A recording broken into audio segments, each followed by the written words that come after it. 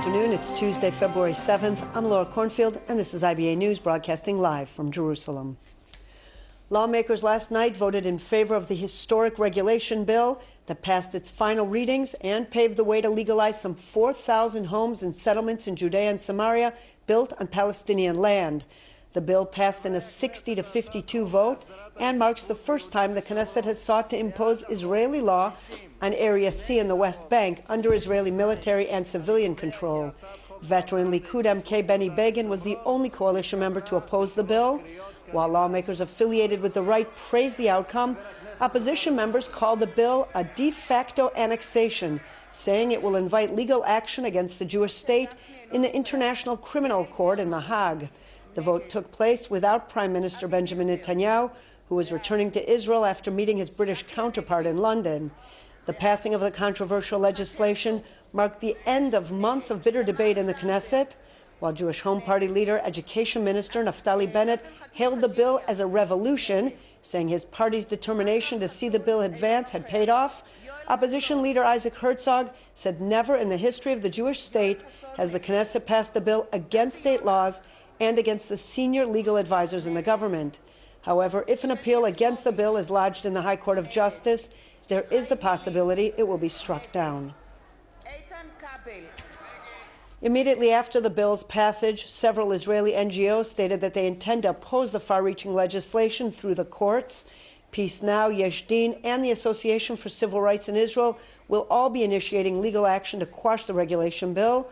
Posting on Twitter early this morning, Yesh Din called the measure unlawful and immoral, asserting that it rewarded thievery. Referencing Attorney General Avichai Mendelblatt's statement calling it unconstitutional, the group stated that the Knesset lacks the authority to legislate upon the West Bank. Meanwhile, Peace Now accused Prime Minister Netanyahu of compromising the futures of both Israelis and Palestinians and asserted that it must act as responsible adults and turn to the court to strike down the law. With the fate of the controversial bill set to be decided in the court, it appears a storm is brewing, with some lawmakers affiliated with the right declaring it inconceivable that judges have the authority to overturn laws passed democratically in the Knesset. Outspoken Minister of Tourism Yariv Levin said that the situation that allows judges to sit behind closed doors and decide whether they like the law or not is not democratic. Speaking on Omri Radio, Levin said the judicial system must be based on rules and laws approved by the Knesset and accused the High Court of severely damaging democracy. MKO for Shelach of the Yesh Atid party criticized Levin, accusing him of trying to gain points among the settler community by supporting a law he secretly hoped would be shot down. The best outcome of the controversial bill will be that the High Court overturns it, Shelach added.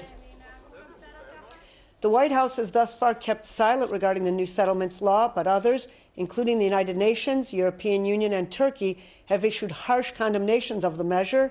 UN Mideast envoy Nikolai Meldenov said that the measure runs counter to international law and greatly diminishes chances of Israeli-Arab peace. Turkey also issued a scathing denunciation, calling the legislation unacceptable. Just hours before Knesset members voted on the law, the European Union announced it was postponing an upcoming Israel-EU summit because of the concerns of several member states over Israel's recent announcements regarding settlement expansion. While the Trump administration has so far kept silent on the issue, a U.S. administration official who spoke with Haaretz anonymously said Washington will wait until the High Court rules on the matter before issuing an opinion. The Palestinian reactions to the passing of the legislation was swift. A statement released by Palestinian President Mahmoud Abbas's office said the law violates the recent UN Security Council Resolution 2334. Negotiator Saib Arikat said the bill legalizes the land grabbing of Palestinian land and called on the international community to hold Israel accountable. Senior Palestinian official Jabril Rajoub called Israel a neighborhood bully and said the appropriate place to deal with Israel's action is in the International Court in Hague. Lawmakers from the Joint Arab List that holds 13 seats in the Knesset said the passing of the law sends a message to the world that Israel will continue its policies of settlements, occupation, and war. The new law will never pass the High Court of Justice and won't likely reach judgment at the International Criminal Court. This, according to Ambassador Alan Baker, a former legal advisor to the Foreign Ministry. He spoke with IBA's Ari O'Sullivan. This is something that has never happened up to now, because Israel has always been obliged not to take private property, which is an obligation according to the norms of humanitarian law, which are part of Israeli law. What about these efforts by politicians to curtail the rule of the High Court of Justice? First of all, I'm not aware of any specific measures being taken to curtail the powers of the Supreme Court, and I don't think that would be possible. Obviously, politics is politics, and there are a lot of politicians who say a lot of things and they don't really understand what they're talking about. I would say most of them. The law has yet to be analyzed and examined by the Israeli Supreme Court, which the Israeli legal system permits or requires any law which may not be fully constitutional has to be approved by the Israeli Supreme Court. And since this particular law raises questions about whether it's compatible with Israel's obligations, legal obligations, according to its own law and international law, so therefore the court has yet to decide on this. And so there's not yet any guarantee that this law will finally go through. How is this going to affect Israel's image abroad? Well, you know, it's difficult to say that Israel's image is so, shiny in the international community, because anything that Israel does, whenever, is always subject to huge criticism by the UN or by the EU, or even previously by the US administration. So, it's probably not going to change the present situation. Ambassador, how is Israel going to defend itself in the international court? So I don't visualize this ever going before the International Criminal Court. Besides, the whole idea, the vision behind the International Court, and I was part of the Israeli delegation that negotiated the statute of this International Court in Rome, the whole aim is to deal with the most horrendous crimes against humanity, to deal with the Pol Pots of the world, or the Milosevic's of the world, the Hitlers. The gravity of any claim against Israel's settlements is far, far, far distant from anything like this. So, as I said, I don't visualize this going to the International Criminal Court. But the Palestinians, they seem to have turned this court into their own backyard Israel-bashing tribunal, and every little pips that comes out of Israel, their immediate reaction is, "Oh, we're going to take you to The Hague." And I think it's particularly funny that this statement was made yesterday by Jibril Rajoub, who's a proud, admitted terrorist who sat in prison for several years, and he is, the epitome of humanitarianism, and he is threatening Israel to go to The Hague. So I think this is, to a certain extent, has to be looked at, not comically, but certainly not seriously. Employees of the United Nations Relief and Works Agency incite to violence and anti-Semitism and teach Palestinian children to hate Israel. This according to a report presented by the Geneva-based UN Watch to the U.S. Congress House Foreign Affairs Committee earlier this month. IBA's Margot Dudkevich has this report. Called Poisoning Palestinian Children, the comprehensive 130-page report drawn up by the independent monitoring group UN Watch refers to staffers employed by the UNRWA agency who work with children in Lebanon, Jordan, Syria and the Gaza Strip. The report exposes the Facebook pages of more than 40 teachers employed by UNRWA, who posted on their social network pages statements, photos and video clips calling to glorify terrorism, murder Israelis, attack the Jewish state, praising Hitler, as well as calls to erase Israel off the map. One of the Facebook posts shows a picture of Adolf Hitler with the caption, I could have killed all the world's Jews, but I left some so that the world would know why I killed them. Other postings praised Hamas and other Palestinian terror groups for the murder of Israelis. The UN watchdog notes that this is not the first time it has encountered such hatred.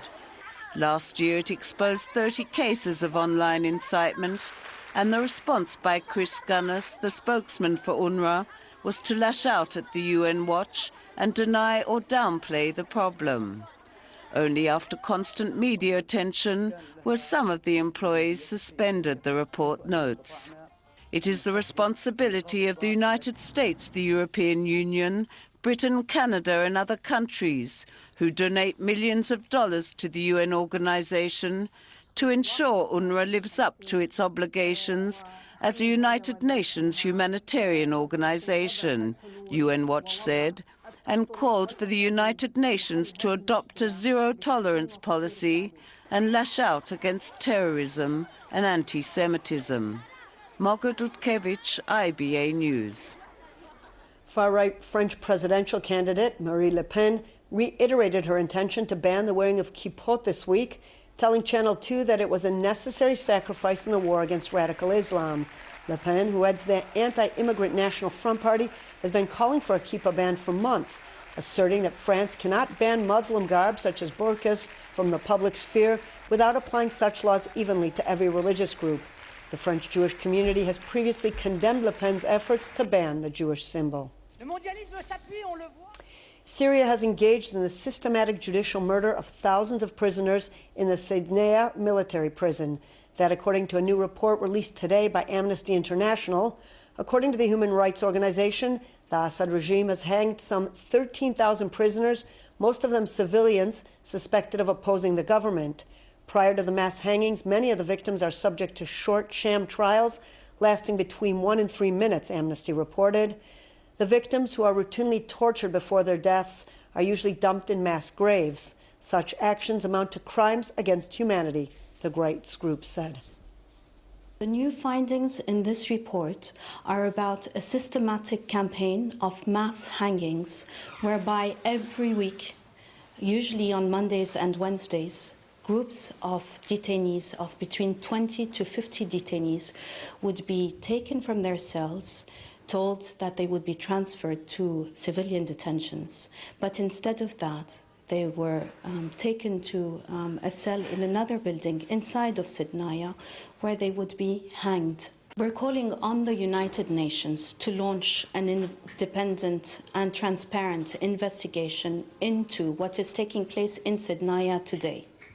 And for this to happen in a substantive way, we call on the Syrian government to allow their monitors, the UN monitors who are independent, to be able to access Sednaya, but also all other prisons and detention centers in Syria. And back here at home, Chief of Staff Lieutenant General Gadi Eisenkot has named Colonel Ronen Manelis as the Army's next spokesman. The appointment was approved by Defense Minister Avigdor Lieberman. Manelis, who currently serves as Assistant to the Chief of Staff, will be promoted to the rank of Brigadier General and is expected to take up the position in the coming months. In January, former IDF spokesman Brigadier General Moti Almoz was appointed to head the Army's Manpower Directorate. A Jerusalem court today ordered that Boaz Aaron Schwartz, the manager of the Deutsche Bank in Israel, be released with restricting conditions. This after Schwartz was arrested on suspicions of committing value-added tax offenses and allegedly reporting illegal transactions to the tune of 550 million shekels. A statement released by Deutsche Bank in Israel said they have always operated according to the law and are cooperating fully with the tax authorities. Erez Vigodman, the CEO, has resigned from the Teva pharmaceutical company. A statement released by the company yesterday said the resignation was effective immediately and announced that Yitzhak Peterberg will replace him temporarily. According to media reports, Teva's shares have performed poorly in the past 18 months, and the pharmaceutical giant has suffered a series of legal and operational setbacks that have resulted in investors calling for a shakeup. Last week, a U.S. court ruled that patents of Teva's most important branded product, Copaxone, for treatment of multiple sclerosis were invalid. In December, the pharmaceutical giant was ordered to pay the sum of $519 million to the United States to settle charges that it paid bribes to foreign officials in order to win business in Russia, Mexico, and the Ukraine. The British rock band Radiohead is coming to Israel this summer. While an official date for the concert has yet to be set, organizers said the band will visit Israel as part of their summer European tour. This is not the first time the band has played in Israel. In 1993, they played 3 concerts in Tel Aviv. The date of the concert and ticket prices are expected to be announced in the next few days. It's like a weapon, like a weapon of self-defense, self-defense. In local money matters, shares were up on the Tel Aviv Stock Exchange while the shekel was mixed in foreign currency trading. Here are the numbers.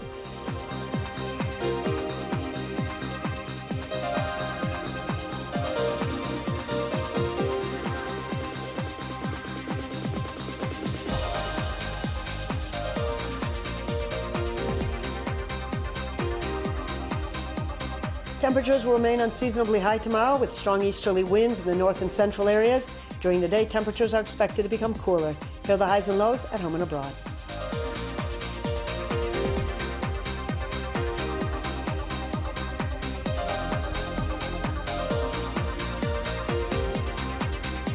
And that's all for this newscast. We'll be back here tomorrow, same time, same channel. Until then, I'm Laura Cornfield wishing you a good evening and shalom from Jerusalem.